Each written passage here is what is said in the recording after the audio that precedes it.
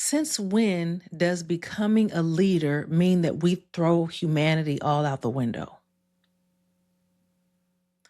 Why does it seem like we can't have leadership and humanity coexist at the same time? It's really not that difficult. This is exactly what I want to speak with you all about today. Leadership and humanity can coexist. Hello, everyone. Welcome back to another episode of the KimUnity Soulutions podcast, the only podcast that's inspiring humanity and leadership within and beyond the workplace. I am your host, Kim the SME. As always, I am only speaking from my experiences. It is so good to be with you all again this week. To everyone that is new, that is tuning in, welcome, welcome. We welcome you so much. So let's get into it. Why does it seem like the people in the managerial roles and the leader roles seem to act like they cannot lead and also care? They cannot lead and also teach or be respectful. They can't lead and show empathy. They can't lead and also have a heart. Why is that? At the beginning of each episode, I always share that I am here to inspire leadership and humanity within and beyond the office walls. And then I started thinking to myself, does that even make sense? And it does. I confirmed it. So let me give you the definition of humanity. Humanity, the Merriam-Webster dictionary defines it as compassionate, sympathetic, or generous behavior or disposition.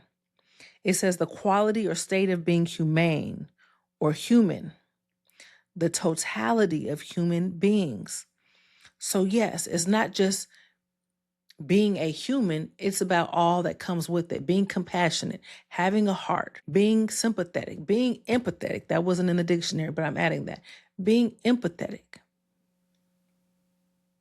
So yes, both can coexist. I said that I was going to speak on that, and then I was scrolling on social media and I saw a news article that confirmed, yes, I definitely need to speak about this. My topic is definitely on point, and that's what I want to share with you all today. So the article that I came across is from ABC 7 News from New York, and it is titled, "Cop with Kidney Failure Being Terminated, Ending Health Benefits." Why?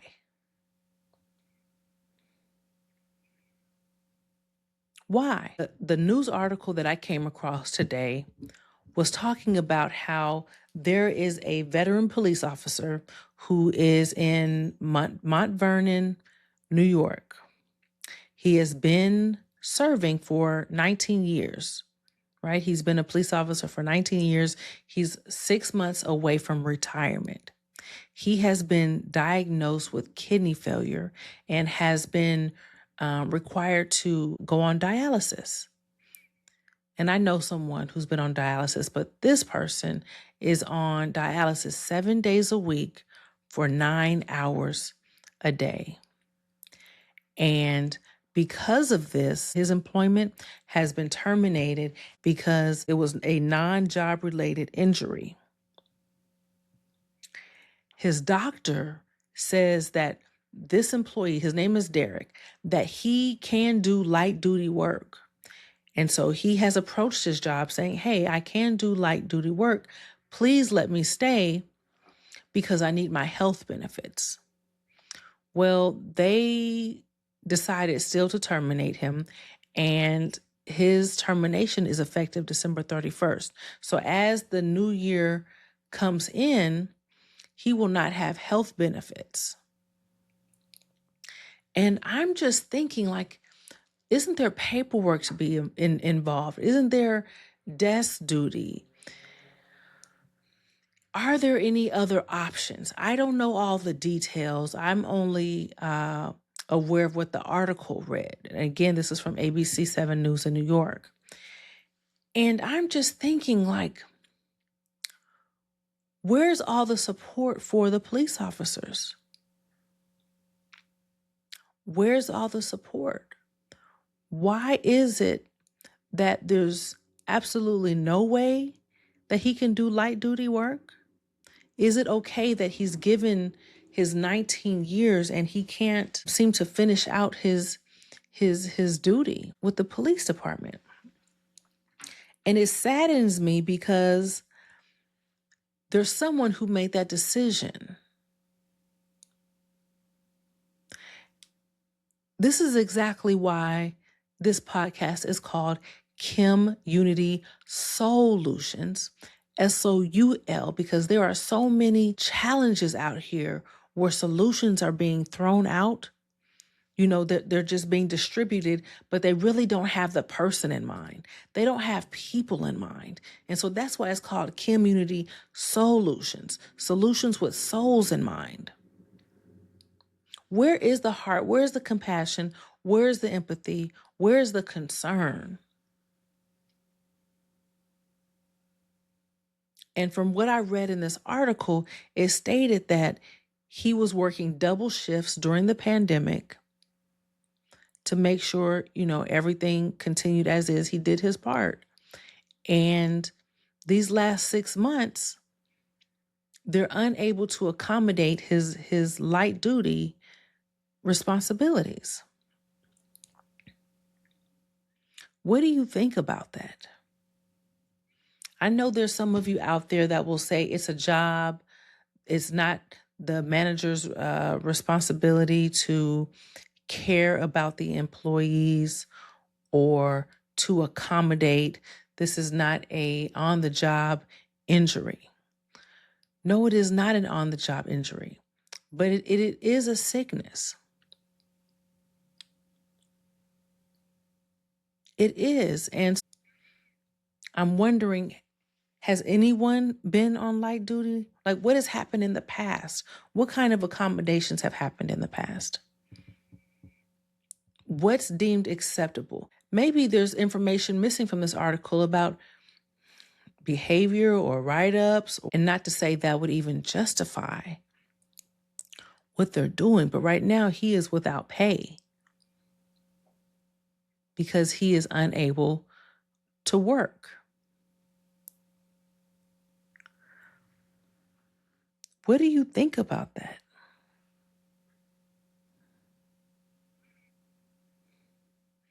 I really think that is so sad. And it makes me, whenever I hear stories like that, I always wonder what is going on in that person, that decision maker, in their life. What is going on? What are their circumstances? What are they going through? Why is it that they have that angle? That's their approach. Maybe there was a direction given to them to decide. Maybe the decision was already made above them. I don't know. But my question to you all is, how would you handle it? Do you think this is right? Do you think this is wrong? Do you think there is a lack of humanity in leadership? I've seen it with my own eyes. I had a coworker who had an illness and was in the hospital and was not appreciated while in the workplace, was not valued, was not taken seriously. But in his time of sickness, as he is in the hospital, I have visited him, and other employees are coming in and asking for help on how to do his job since he is out. They're coming in with notebooks and pens and papers and questions on how to complete his task while he is in the hospital. But while he was at work, they seemed to believe that what he did was easy and replicable and didn't require him at all. But it's not until someone's absence when the pain is felt. But it shouldn't come to that.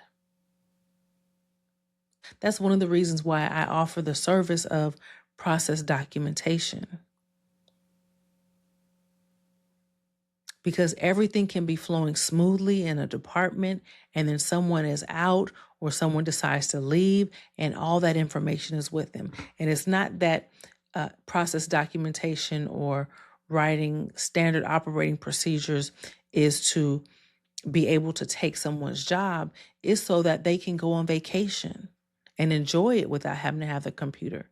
It's so they can go and enjoy without having their phones on them at all times and being on call and attending meetings, because people don't understand how to take on those responsibilities once that person is out of the office. It's important to have that information. But for this man, Derek, I don't know his last name, for him to have to, I'm just putting myself in his shoes. Now he has to worry about providing for his family and healing and still going and, sitting there for 9 hours every day of the week. If that was reported accurately, that's already a draining process. And now he's emotionally fatigued. I'm sure he's spiritually exhausted. That's a lot of weight to carry. And I pray that he doesn't give up.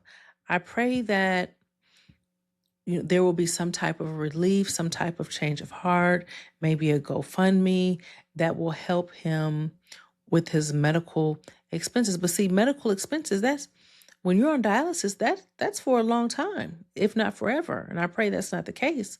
But to have to worry about that 6 months early, health benefits ending at the end of the year, I think we all can do better. I know we can all do better with our decision making, with our solutions, understanding that that is somebody's husband, son, father on the other side of that, putting ourselves in those situations. Am I saying break company policy? Absolutely not. Am I saying, hey, is there another way to accommodate? Exactly. Absolutely. Absolutely. And it doesn't stop there. There's another article about a 22-year-old in a sales position who ended up losing both of his parents in a car accident. Okay? He's 22. He lost his parents in a car accident, both of them. He was given paid leave off bereavement for a month. But he came back after that month. In those first 2 weeks, he was terminated because his management or leadership team thought that he wouldn't be able to handle it, because I guess he came back and he was still struggling. 22 is not old. I think about my daughter around that age and having to deal with that. Just all of a sudden, everything is on you. You have to mourn, and there's just a huge, enormous, unexpected loss. They don't know how to plan that. They don't know how to navigate that. They've been in this pandemic for 3 years, 4 years.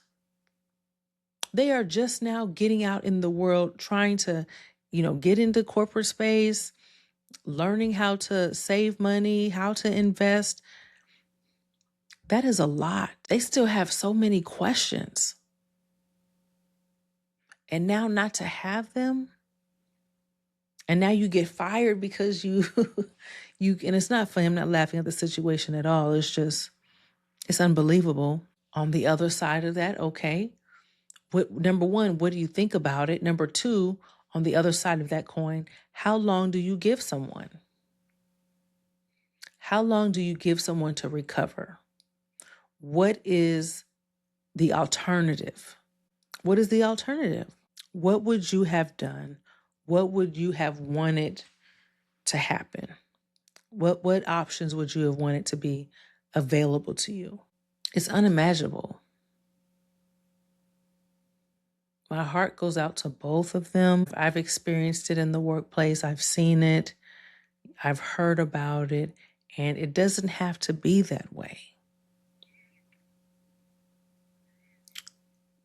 These people in these leadership roles really need to have some leadership development classes, training, employee empowerment. Because guess what happens? It's just not those people, that police officer with dialysis and this other gentleman in the sales department who was fired.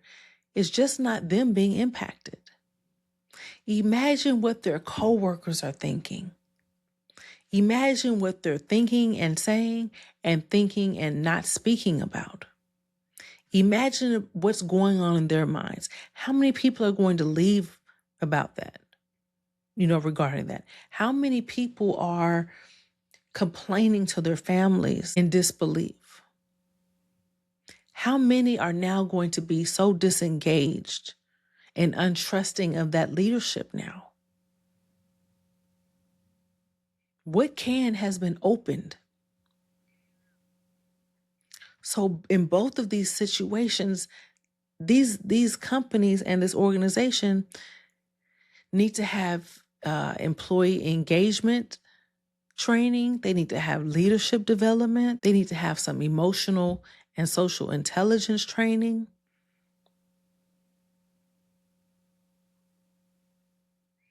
It's very sad. I believe policies need to be looked at. I think grace needs to be extended. I think options should be made available, more time to think about what the alternative measures are. When you think about it, these are the same corporations and organizations that are going to turn around during the holidays and give out turkeys and adopt a family and do Christmas exchanges and talk about how they care about people in need.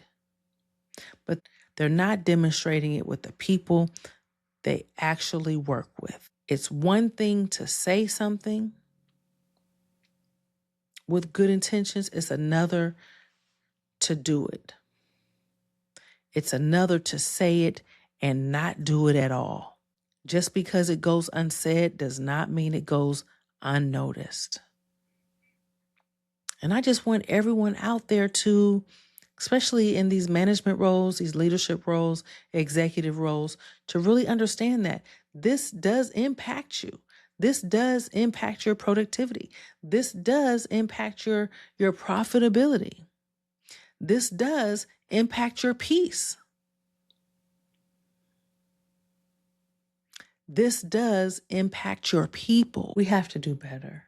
And that's why I'm here. I want to be a part of that change. I want to bring these challenges to your attention. I want to hear what you have to say. What are your thoughts? How do you see these two stories? How would you have handled it differently? Leadership and humanity can coexist. Everyone can lead when things are going good, but what are you doing when it gets hard, when it gets stressful? Are you not strategic? There's no way to get together and find some kind of strategy to tackle it, to rise above it, to resolve it, to accommodate, to compromise. And for that last example that I was telling you about, the 22-year-old, they said that he was previously praised as being a bright new hire. But no, management decided that his slower performance justified termination. I am a true believer that everything works for our good. So I pray that he has a better opportunity, something that he's ready for, something that is, in divine timing and in alignment with what he is called to do, needs to do, is being prepared for. And again, I hope that police officer is able to get health insurance and have the income and not be short paid or during this time. May everyone be lifted up at this time.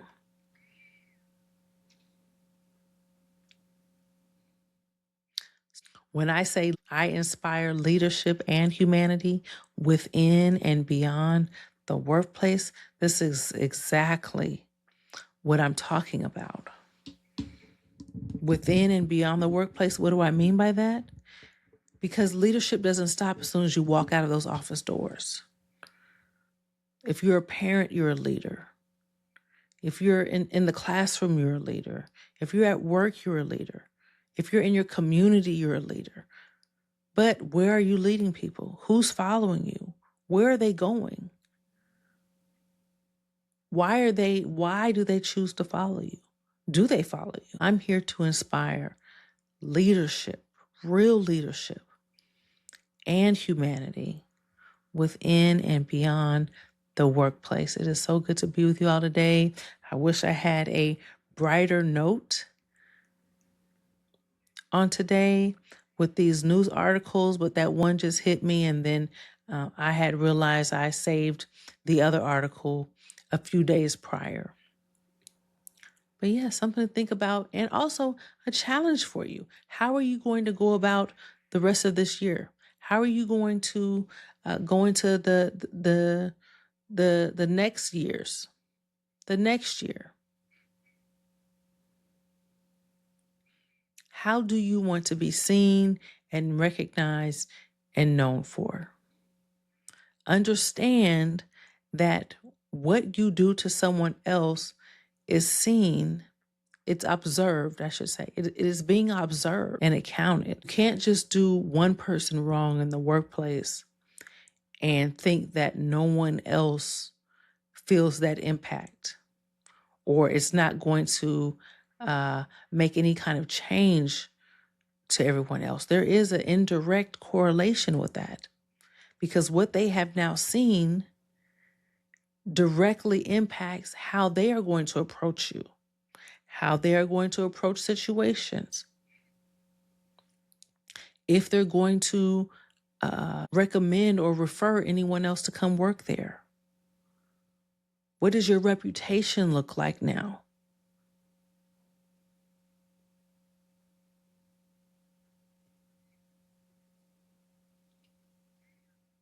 How long will the people that you have now stay?